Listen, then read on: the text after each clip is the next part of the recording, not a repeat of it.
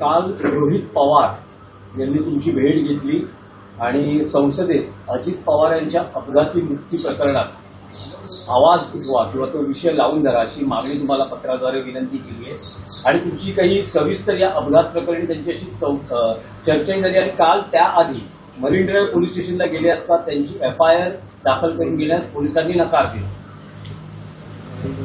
रोहित पवार काल मला भेटले आणि या क्षेत्रातले काही एव्हिएशन क्षेत्रातले काही सध्याचे पायलट्स, फील्डवर काम करणारे तंत्रज्ञ, रोहित पवार, मी अशी आम्ही एक प्रदीर्घ चर्चा केली की नक्की काय घडलं असेल.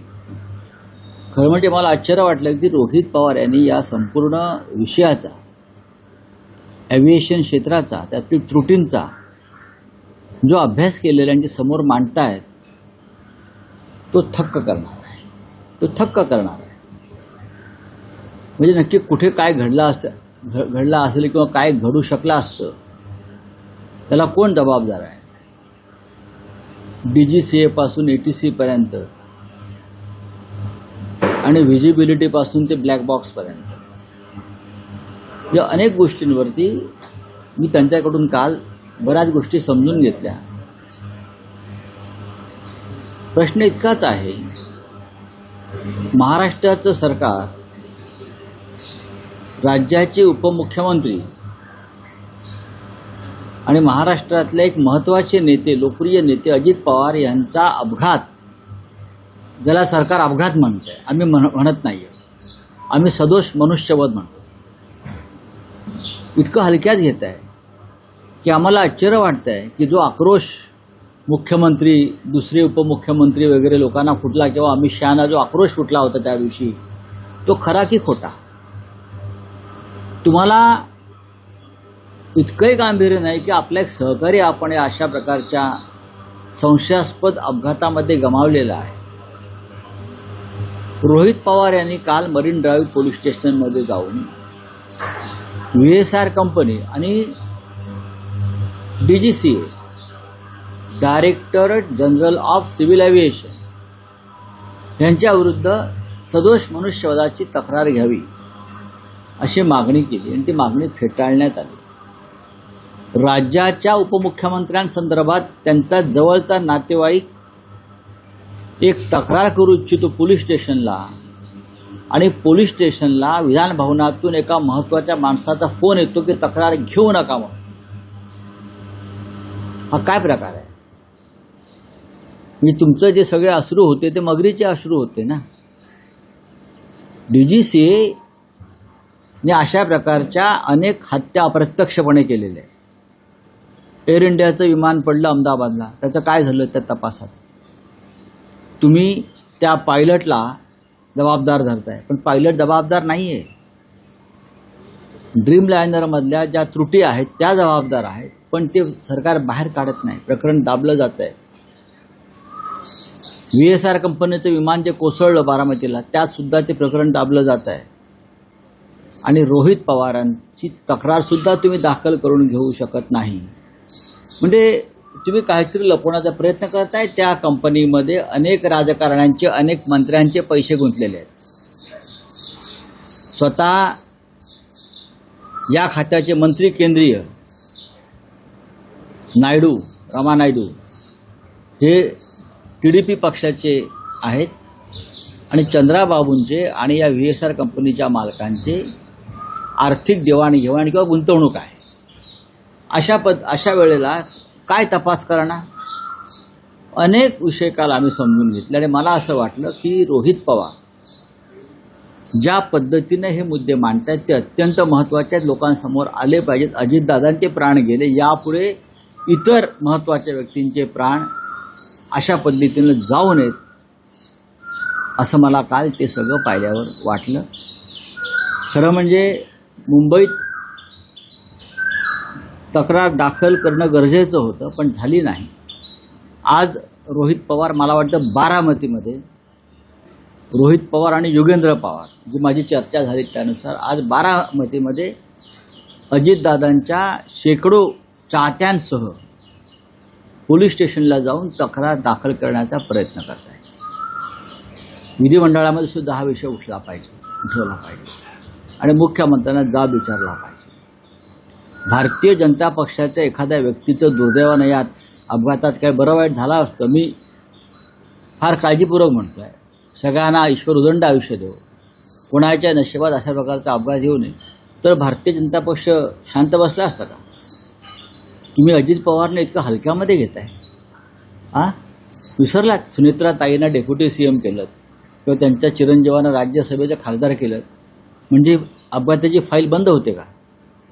नाही, हे प्रकरण पुढे नेलं पाहिजे. याला कोण जबाबदार आहे? या सदोष मनुष्यवध अजित पवारांचा फक्त अपघात किंवा घातपात इतक्या पुरता विषय नसून हा सदोष मनुष्यवध आहे आणि त्या सदोष मनुष्यवधाची जबाबदारी सगळ्यात आधी गृहमंत्रालयानं घेतली पाहिजे, सिव्हिल एव्हिएशन मंत्रालयानं घेतली पाहिजे, DGCAनं घेतली पाहिजे आणि ह्या सगळ्यांच्या विरुद्ध या यंत्रणा ज्या आहेत त्यांच्या विरुद्ध खटले दाखल करण्याचे, गुन्हे दाखल करण्याचे आदेश राज्याचे गृहमंत्री, मुख्यमंत्री देवेंद्र फडणवीस यांनी दिले पाहिजेत. कोणालाही पाठीशी घालाल तर मला असं वाटतं तुम्हाला महाराष्ट्राची जनता माफ करणार नाही. फोन कोणाचा आला होता? आपण म्हटलं करतात की विधानसभेतला फोन गेला. होय, ते जे तिथे DCP होते त्यांना एक महत्वाचा फोन आला आणि ते यस सर करत बाहेर गेले. आपल्या टीव्हीलाही दिसत असेल. कोणावर संशय कोणावर आहे आपल्याला? पण एक केस मुद्दा हा आहे की मरीन ड्राईव्ह पोलीस हे गुन्हा नोंद करण्यास टाळाटाळ करतात. तिथे रोहित पवार आणि त्यांच्यात बाचाबाची होती. तुम्ही असं म्हणतात की विधान भवनातून फोन आला आणि त्या दबावामुळे हा FIR घेतला. तर नेमका हा फोन कोणाचा? FIR तुम्ही साध्या गुन्ह्याचे FIR घेता ना. इथे राज्याचं उपमुख्यमंत्री संशयास्पदरित्या मरण पावलेला आहे आणि त्यांचा नातेवाईक जो आमदार आहे, पवार कुटुंबातला महत्वाचा सदस्य जो आमदार आहे तो आणि इतर काही आमदार गुन्हा दाखल करा आणि तपास करा एवढंच सांगण्यासाठी गेले. पण तो FIR का दाखल केला नाही? कारण पोलीस स्टेशनला तेव्हा एक वजनदार व्यक्तीचा फोन आला.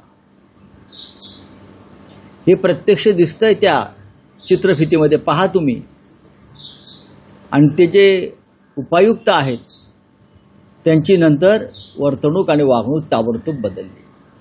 त्याच्यामुळे रोहित पवार जे काल माझ्याशी बोलत होते ते म्हटले आज आम्ही बारामतीत जाऊ, जिथे हा विमान अपघात झाला, तिथे हा गुन्हा दाखल करण्याचा प्रयत्न करू. आणि बरोबर योगेंद्र पवार सुद्धा आहे. योगेंद्र पवार हे अजित पवार यांचे सख्खे बंधू श्रीनिवास पवार यांचे चिरंजीव पुत्र आहेत. म्हणजे सगळे कुटुंबातले लोक एकत्र येऊन हा गुन्हा दाखल करण्याचा प्रयत्न करत आहेत. पण काल तुम्ही म्हणाल रावसाहेब, एव्हिएशन मधल्या अनेक अधिकारी किंवा कर्मचाऱ्यांबरोबर तुम्ही चर्चा केली. Director general of civil aviation हे सगळ्यात भ्रष्ट खातं केंद्र सरकारमधलं आहे, सगळ्यात भ्रष्ट खातं. या DGCAनं आतापर्यंत अनेक सदोष मनुष्यवध केलेले आहेत आणि त्यांचं कोणी बालही वाकडा करू शकला नाही. कारण या क्षेत्रामध्ये, खाजगी विमान कंपन्यांच्या क्षेत्रामध्ये DGCAचा आशीर्वाद असणं फार महत्त्वाचं असतं. ते अनेकदा पायलटांचं आयुष्य उद्ध्वस्त करू शकतात. जर कोणी तक्रार केली तर त्यांचं लायसन रद्द करू शकतात. अनेक गोष्टी त्यांच्या हातामध्ये आहेत आणि त्यांना अनेक राजकारण्यांचे आशीर्वाद आहे. अनेक राजकारण्यांची गुंतवणूक VSR कंपनीमध्ये आहे. हे जे रोहित पवार सांगतायत ते मी काल प्रत्यक्ष पाहिलं आहे कागदपत्रांसह. त्याच्यामुळे माझी खात्री पटलेली आहे की VSR कंपनी आणि DGCAवरती सदोष मनुष्यवधाचा गुन्हा दाखल व्हायला पाहिजे आणि राज्याचे गृहमंत्री यांनी त्या संदर्भात स्पष्ट निर्देश दिले पाहिजे. सुनेत्राताई पवार या डेप्युटी CM आहेत, त्यांना तो अधिकार आहे. आपल्या पतीच्या रहस्यमय मृत्यूच्या चौकशीत त्यांनी सुद्धा तेवढाच रस घेतला पाहिजे जेवढा रोहित पवार आणि आम्ही सगळे घेत आहोत. त्यांनी मुख्यमंत्र्यांना सांगायला पाहिजे की मुख्यमंत्री महोदय, आपण गृहमंत्री आहात, तुम्ही FIR का दाखल करत नाही हे उपमुख्यमंत्री सुनेत्रा वहिनी पवार यांनी विचारायला पाहिजे, अशी आमची अपेक्षा आहे. अजितदादांचा मृत्यू हा सदोष मनुष्यवध आहे. नाही, पण राऊतसाहेब, हा जो विभाग आहे हा केंद्रीय विभाग आहे. येणाऱ्या म्हणजे जे अर्थसंकल्पीय अधिवेशन चालू आहे त्यात तुम्ही बघा, जाते की सुप्रिया सुळे या लोकसभेत हा विषय लावून द्या. आम्ही सगळे लावू, सर्व पक्षाचे लोक हा विषय लावू. अजित पवार सगळ्यांचे नेते होते. तुम्ही जे म्हणताय हा केंद्रीय अखत्यारीतला विषय आहे असेल, पण अपघात महाराष्ट्रात घडलेला आहे, बारामतीत घडलेला आहे. गुन्हा दाखल करायला मुंबई किंवा बारामतीमध्ये गृहमंत्र्यांना काय अडचण आहे?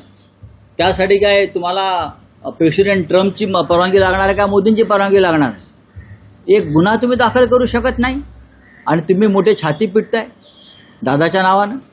राऊतसाहेब, सीबीआय आणि सीआयडी कडनं जेव्हा तपास चालू आहे प्रोग्रेसमध्ये असताना अशा प्रकारे एखादी दुसरी यंत्रणा करू शकते का?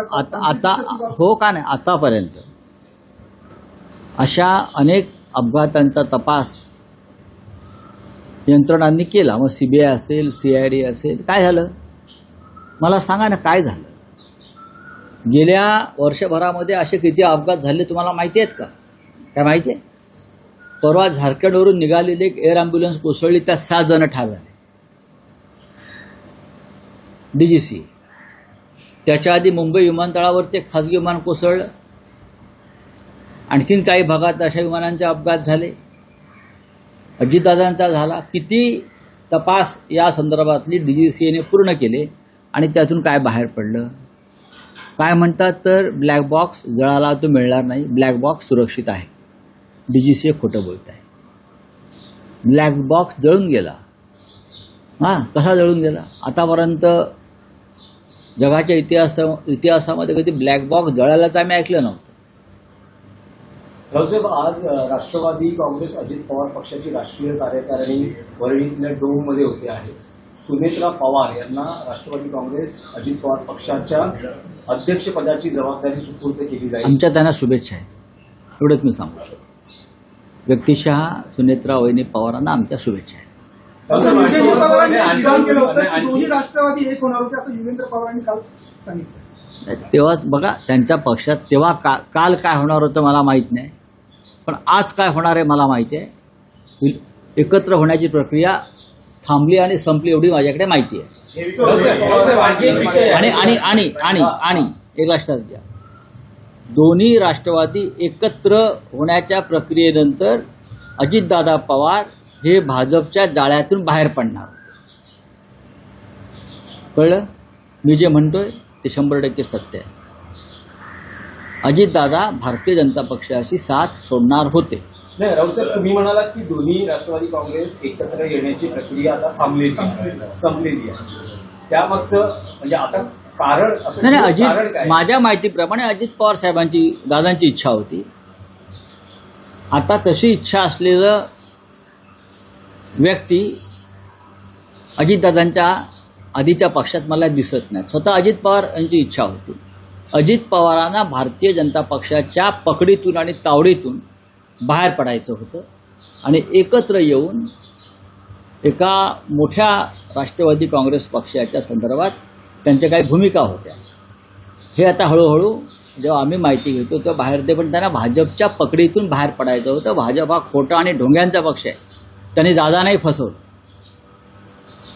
म्हणजे खटले काढून घेऊ सांगितलं आणि खटले कायम ठेवून परत त्याच्यामध्ये वाढ केली. नाही, पण राऊत साहेब, असं असेल तर अजितदादांचा जो अपघाती मृत्यू आहे तो हे एक कारण असू शकतं. याच्यावर मी अनेकदा बोललेलं आहे ना. आणि आता मी काय सांगतो, हा सदोष मनुष्यवध आहे. त्याच्यामुळे रोहित पवार जे सांगतायत किंवा पवार कुटुंब जे मागणी करतोय किंवा आमच्यासारखे दादांचे चाहते जे मागणी करतायत की VSR कंपनी आणि DGCA गुन्हा दाखल करा, सदोष मनुष्यवधाचा गुन्हा दाखल करा. कोणीतरी जबाबदारी घ्यायला पाहिजे ना. एखादा खून झालेला आहे, कोणीतरी खून केलाय ना. खून केलेल्या हत्या झालेली आहे.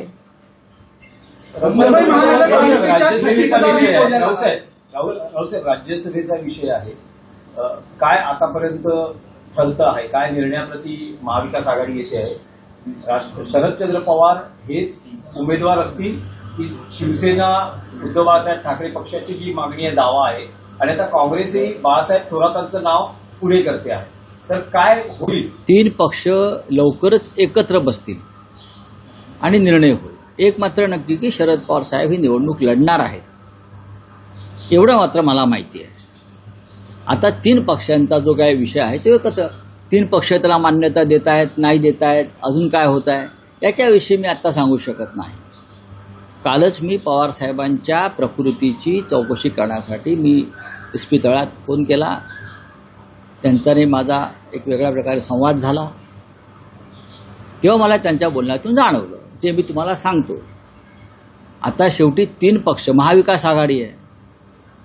एक मात्र नक्की आहे की शिवसेनेच्या सुद्धा बिर्यांका चतुर्वेदी निवृत्त झालेल्या आहेत. काँग्रेस पक्षाच्या रजनीताई पाटील निवृत्त झालेल्या आहेत. तिन्ही तिथे राष्ट्रवादीतून माननीय शरद पवार आणि फौजा खान निवृत्त झाल्या आहेत. 4 निवृत्त झालेले आहेत 3 पक्षांचे. त्यामुळे प्रत्येक जण आपापला दावा सांगेल की आमची ही जागा आहे, आमची ही जागा आहे, आमची जागा आहे. पण जागा एकच जाणार आहे आणि 3 पक्षांनी एकत्र येऊन निर्णय घेतल्याशिवाय विधान परिषद, यापुढची प्रत्येक विधान परिषद आणि राज्यसभा ही विरोधी पक्षाला मिळणार नाही. त्याच्यामुळे आम्हाला सगळ्यांना अत्यंत संयमानं आणि शहाणपणानं निर्णय घ्यावा लागणार आहे. 36,000 कोटीच्या ठेवी महानगरपालिकेच्या मोडल्या जाणार मुंबईच्या विकासासाठी. ही मुंबईकरांना दिलेली भेट आहे. पहिल्याच अर्थसंकल्पात 36,000 कोटी जे माननीय उद्धव ठाकरे साहेबांनी मुंबईच्या आणि मुंबईकर जनतेच्या आणि महानगरपालिकेच्या सुरक्षेसाठी ठेवलेल्या ठेवी होत्या, त्या आपत्कालीन परिस्थितीमध्ये काढायच्या असतात. आपत्कालीन अशी कोणती आपत्कालीन परिस्थिती आली?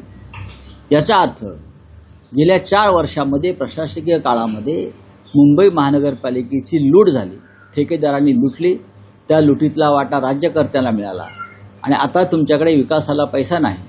तेव्हा माननीय उद्धव ठाकरे यांच्या नेतृत्वाखाली ज्या ठेवी ठेवण्यात आल्या त्याच्यावर तुम्ही दरोडा घालताय.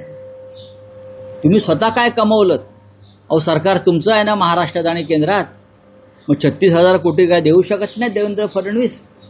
नुसती सत्ता भोगणार आहात तुम्ही. देखिए, रोहित पवार जी का ये कहना है, मुलाकात हुई, मैं उनसे फिर एक बार एक्सीडेंट के बारे में पूरी बातें समझ ली, क्या हुआ है, कैसे हुआ है. उनके साथ टेक्निकल एक्सपर्ट्स थे. मुझे पूरा विश्वास है कि पूरी बातें सुनने के बाद मुझे लगता है VSR कंपनी, जिस कंपनी का विमान था, जहाज था, और DGCA के ऊपर FIR लॉज होनी चाहिए. ये सदोष मनुष्यवध का गुना है, ये मानवीय हत्या है. तो DGCA और VSR कंपनी के ऊपर FIR लॉज होना चाहिए और उनकी जांच सिटिंग हाईकोर्ट जज से होनी चाहिए. देखिए, बात ऐसी है, अजीत पवार के रिश्तेदार अगर जाकर अपना कंप्लेंट लॉज करना चाहते हैं और पुलिस लॉज नहीं करती, उनका मतलब पुलिस पर दबाव है. आज रोहित पवार बारामती में जाकर एक कंप्लेंट लॉज करेंगे ऐसा लगता है, लेकिन वहां भी पुलिस के ऊपर दबाव होगा.